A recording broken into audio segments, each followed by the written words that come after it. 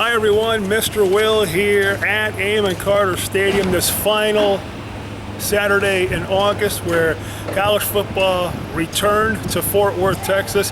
TCU Horned Frogs coming off a 4-8 season taking on the Samford Bulldogs of Alabama this night. A rematch, if you will, with Pat Sullivan and also Gary Patterson from years past. This was a game that Gary Patterson certainly wanted to win. Well, he got his wish. 48-14 was the final score tonight. Lots of things to be happy about, lots of things to be excited about if you're a Horned Frog fan. Number one, the ability to get the ball on offense, score quickly, keep the defense kind of off balance, have them not ready. A couple of drives in which TCU would score in the period of 2 minutes, a minute and 19 seconds, all of 5 seconds, a minute 28, 4:11, and one of all of 9 seconds. It amounted to a 48-14 win. You had 2 touchdown passes caught by one Colby Listenby after a long bomb was missed, kind of extended over his fingers. The scoring began tonight when B.J. Catalon would get a 2-yard run, 2 minutes into the first period. Jaden Obercrom kick his 80th consecutive point after attempt successful. That ties a record at TCU for PATs. He would break that a few series later. It then became 14-0 when Colby Listenby caught a 38-yard touchdown strike from Trevon Boykin. It then became 21-0 at the start of the second period, 14:36, when David Porter, on the heels of a turnover created by the TCU defense, would catch a 19-yard slant pass from Trevon Boykin to make it 21-0. It would become 24-7 at the half. It would then get to 31-7 when Trevon Boykin would run one in from a yard out. It would then become 34-7 when Jaden Obercrom would add a field goal from 25 yards out. And also late in the game, Travorce Johnson, a 7-yard run to make it 41-7. Colby Listenby, a second touchdown pass from 2 yards out, made it 48-7 before Samford got on the board late, courtesy of a 55-yard Jamerson Blount pick six off the hand of Matt Yokel.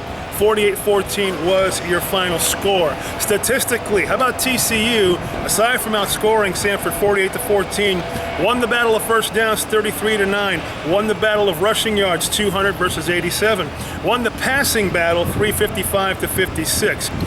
33 of 50 passing for TCU, only 10 of 20 for Samford. Total offensive plays and yards, TCU 96 for 555, Samford 67 for 143. And while we're at it, one stat that I truly love, the red zone, TCU, a perfect 7 for 7, only 4 penalties, 60 yards for TCU, 3 for 35 for Samford. Some individual stats to throw your way. Trevon Boykin got the lion's share of the snaps tonight. He went 29-41 for 320 yards, 2 touchdowns. His long was that 38-yard strike to Colby Listenby. Matt Yokel, he went 4 of 8. He also had a touchdown strike. So them together had 3 touchdowns. Receiving, Ty Slanina, 6 catches for 60 yards. You had Colby Listenby, 3 catches for 76 yards. David Porter, 5 for 54. Deontay Gray, 3 for 37. Rushing, it was B.J. Catalon, 10 carries for 43 yards. Travorce Johnson, 8 carries for 43 yards. Kyle Hicks, he ran 9 times for 38 yards. And Deontay Gray, 3 times for 29 yards. Lastly, one stat you can also have fun with, time of possession, that also favored TCU.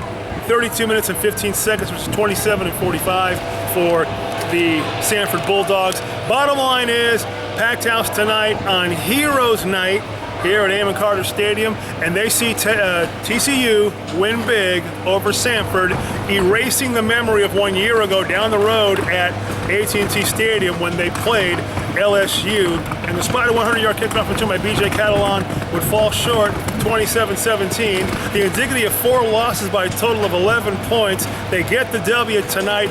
Minnesota in 2 weeks, SMU 2 weeks after that, and I'm gonna be there on behalf of myself or for BGC Sports Network, my friends over at D210 TV, and of course, Blitz Weekly, the ones who made all this possible for this year.